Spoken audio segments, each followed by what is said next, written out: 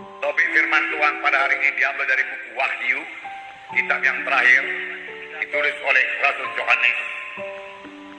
Dengan topik barang siapa yang menang, barang siapa yang menang. Tertulis dalam Wahyu pasal 2 dan Wahyu pasal 3. Tetapi kita tidak akan baca semuanya.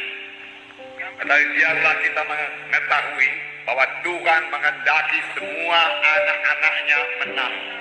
Dara dan saya menang. Itulah kehendak Tuhan. Sama sebagaimana Yesus telah menang. Tuhan Yesuslah contoh kita. Tuhan Yesuslah teladan kita. Dalam kitab Wahyu berkali-kali dikatakan, barang siapa menang, barang siapa menang. Tuhan menghendaki kita menang. Misalnya dalam Wahyu pasal 2 ayat 7b, barang siapa menang, dia akan kuberi makan dari pohon kehidupan yang ada dalam Firdaus Bapakku. Makan dari pohon kehidupan yang ada dalam Firdaus Bapakku, Firdaus Allah. Barang siapa menang, Wahyu 2 ayat 11. B. Barang siapa menang, ia tidak akan menderita apa-apa oleh kematian yang kedua. Ia tidak mengalami apa-apa dari kematian yang kedua. Tidak masuk dalam kematian yang kedua. Wahyu 2 ayat 17.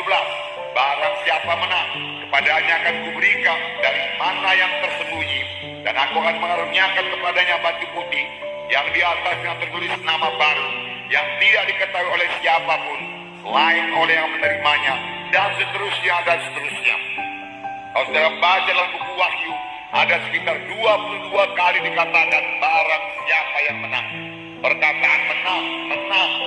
Tuhan menghendaki kita menang, menang. Tentunya kalau menang ada peperangan. Tanpa peperangan juga tidak ada kemenangan. Tetapi biarlah kita ingat bahwasanya musuh kita bukanlah darah dan daging. Musuh kita bukanlah manusia. Kita harus mengasihi sesama manusia. Bahkan biarlah hati kita tergerak oleh belas kasihan melihat jiwa-jiwa yang keberangan, melihat jiwa-jiwa yang belum selamat. Karena tanpa Tuhan Yesus dalam hatinya, walaupun mereka ke gereja, mereka akan terhilang juga. Hilang selama-lamanya dalam neraka yang kekal. Ini harus membuat hati kita jatuh kasihan kepada mereka. Jadi manusia bukanlah musuh kita. Walaupun mereka mencela kita, walaupun mereka menyingkirkan kita, kita harus mengasihi mereka itu. Kasihilah sama manusia seperti dirimu sendiri. Musuh kita bukanlah daging darah. Tapi dalam Efesus pasal 6 ayat 12 dikatakan musuh kita yaitu pemerintah-pemerintah jahat di udara. Musuh kita yaitu penghulu-penghulu jahat di udara. Musuh kita yaitu penguasa-penguasa jahat di udara. Roh-roh jahat di udara. Yang bisa disimpulkan musuh kita yaitu setan iblis, roh-roh jahat. Di samping itu masih ada musuh kita dosa yang disodorkan oleh setan. Musuh kita yaitu kehendak daging kita ini yang harus kita matikan oleh kuasa Roh Kudus. Jadi mengikut Tuhan bukan hanya untuk kesembuhan saja. Kesembuhan soal kecil, sepanjang saudara masuk dalam kehendak Tuhan, berjalan pada jalan Tuhan, mengenal hukum-hukum Tuhan, dan menaruh firman Tuhan dalam hati saudara, maka kesembuhan, kekuatan, kesehatan menjadi milik saudara. Amin.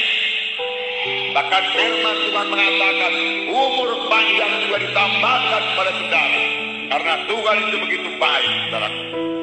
Nah, akan ada banyak pencobaan, akan ada banyak peperangan, banyak ujian, tetapi semua itu perlu untuk mendewasakan kita. Tanpa ujian, tanpa percobaan-percobaan, kita tidak akan bertambah-tambah dewasa. Dalam pencobaan itulah kita perlu setia kepada Tuhan.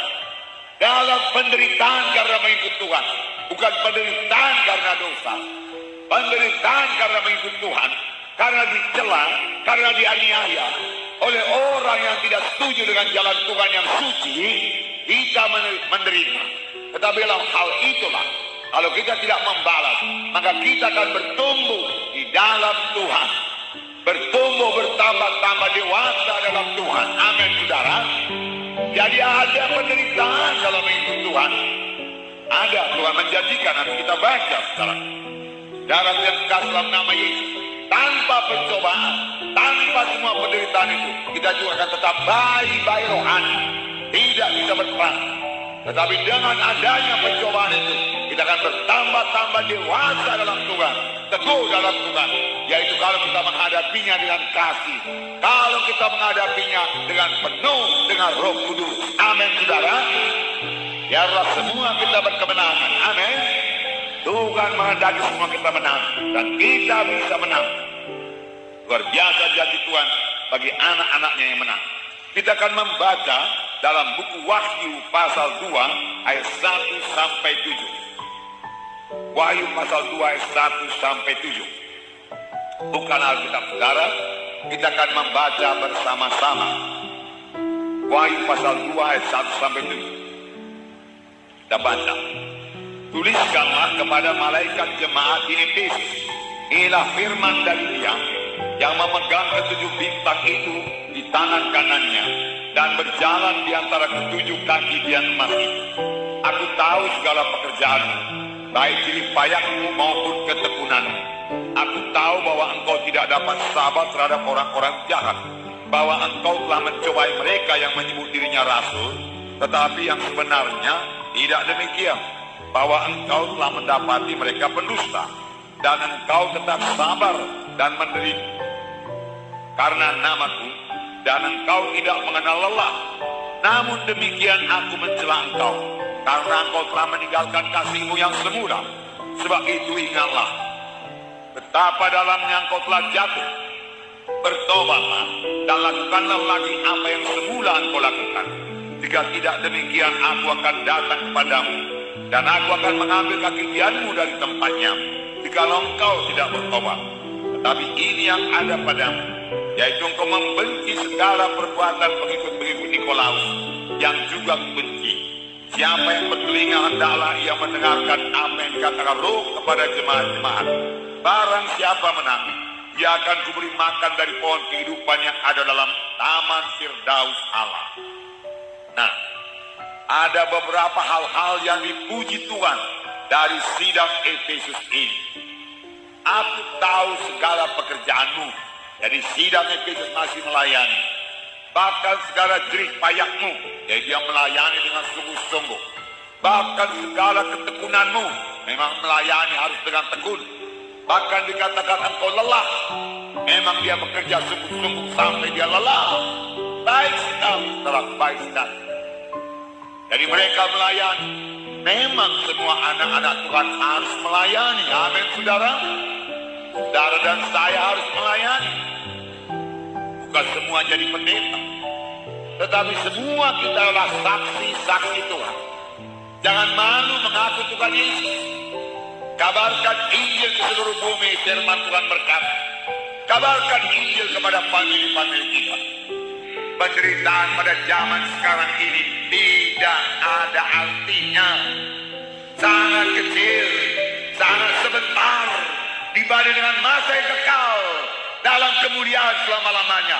Oleh sebab itu tekunlah menderita karena Injil Tuhan. Amin, saudara. Tekun menderita karena Injil Tuhan. Jangan mundur karena penderitaan.